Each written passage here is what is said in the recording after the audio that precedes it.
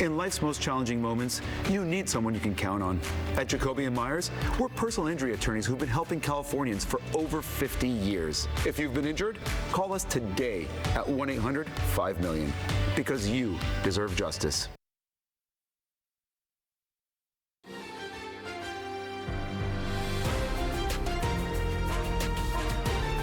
This is KCAL News Mornings. Right now at 11, amid a wave of crime, 2 more overnight burglaries in Encino, including one of a reality show star. And neighbors are fed up. Welcome to KCAL News at 11 on CBS Los Angeles. I'm Jamie Yukas. The break-ins come on the heels of the double murder of a TV executive and her husband.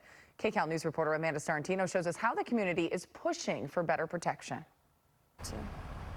I just spoke to one of the homeowners of one of those break-ins from overnight, and Edwin Ariave says he was at the house with Real Housewives of Beverly Hills star Teddy Mellencamp and their 4 kids when he says 3 men jumped their front gate and broke into their house. Well, by the time we came down, they had already ran out, but I just saw, obviously, the doors open at the house. I think they probably thought nobody was home.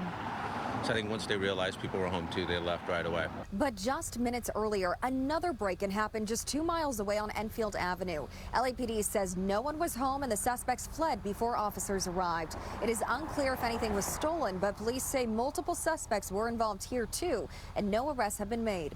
Police still investigating whether the 2 incidents are connected. And these break-ins come on the heels of the brutal murder of American Idol executive Robin Kay and her husband Thomas DeLuca, shot and killed during a home invasion last week in Encino. Detectives say the suspect used a gun he found inside their home. And just before these latest crimes overnight, neighbors and officials gathered for a public safety meeting to address the disturbing string of recent incidents, from smash and grabs and burglaries to a jewelry store heist, and now these homicides. LA County DA Nathan Hochman told residents the surge in crime is being taken seriously, promising tighter collaboration between prosecutors and law enforcement, also sharing a message to criminals that they won't be getting away with it any longer. But many neighbors, including this homeowner who became a victim to this just last night, they tell us they want more and faster consequences. I don't know what the solution is, but we need one, because it's really ridiculous to not feel safe when you're living in your home, and which is supposed to be your sanctuary. What can we as a community do about it to really be more protective? And that, you know, it's sort of there's so much publicity about it. It's like, does everybody want their opportunity? That becomes a problem too. And that community meeting happening just minutes away from where this break-in happened overnight. And police there said that they do recognize that while violent crime is statistically down right now, they recognize that the community still does not feel safe here. So they say they have requested to have more patrols on the ground with more officers, also have more helicopter flyovers in this area, even requesting a mounted unit to make Encino residents feel more safe. But residents here tell me that they need to see some action happen soon before another tragedy happens here. In Encino, I'm Amanda Starantino, KCAL News. Amanda, thank you. LA City Hall, the scene of a rally today calling for an end to evictions. Where's the community? Where's the community at? Good morning.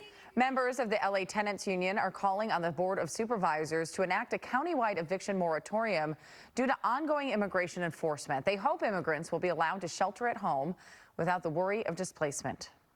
We have breadwinners that are taking away from families, and then people who face this trauma of losing somebody suddenly off the street, who then now are also facing the potential of being behind on rent, and then thus facing displacement and homelessness.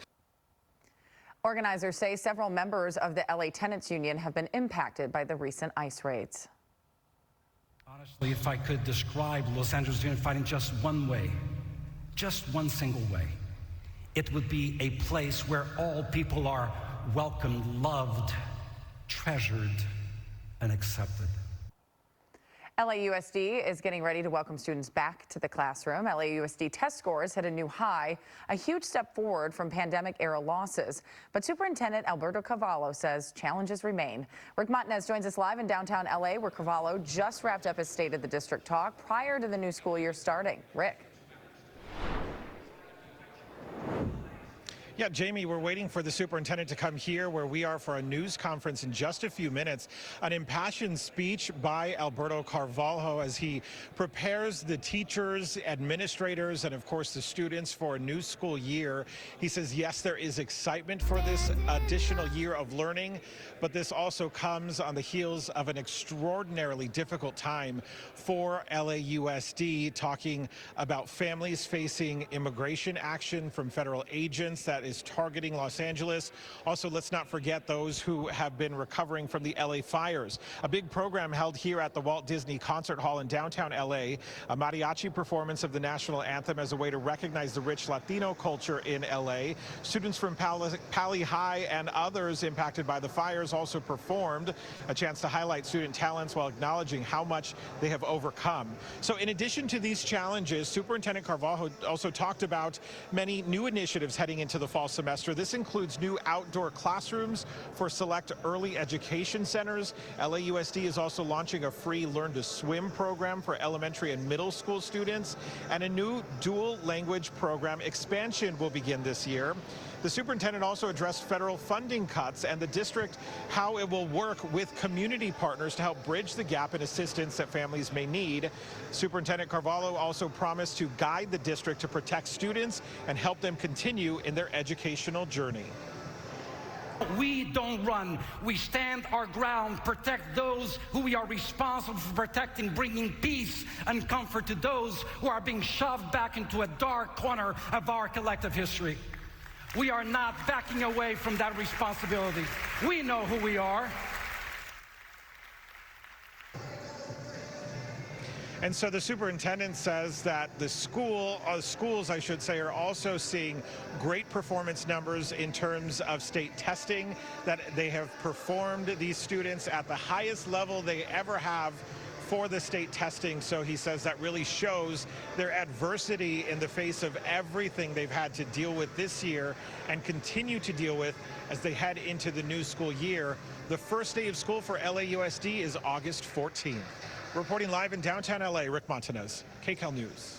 Rick, thank you. Turning your attention now to our weather. Let's take a live look outside. It's still pretty socked in and gray this afternoon. Let's go ahead and get a check of our next weather forecast with meteorologist Paul Diano. I have to say the sun didn't come out yesterday till like 4:30 and then was gone again by 5:30. On the west side, do we get maybe a little bit more of a window? A little bit. You might get 2 hours, not 1 hour of sunshine. Sunshine's going to be in short order at our beaches today. I think we clear out early afternoon, clouds rushing back in before sunset. This is Santa Monica, where it's a little bit brighter, a little less drizzly compared to yesterday, and 2 degrees warmer. This is the view in the mountains. The clouds have encroached on our camera, which is more than a mile in elevation. That doesn't happen that often in summertime. It is happening today. Temperatures kept down by a stiff breeze coming in from the ocean. Pasadena still cloudy and 65.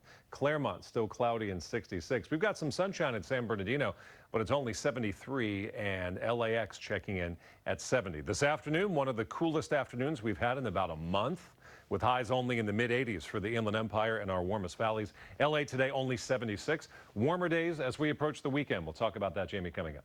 Okay, thanks, Paul. Follow-up continues from the Jeffrey Epstein case, what the DOJ and Congress now want from his accomplice, plus a new era ahead.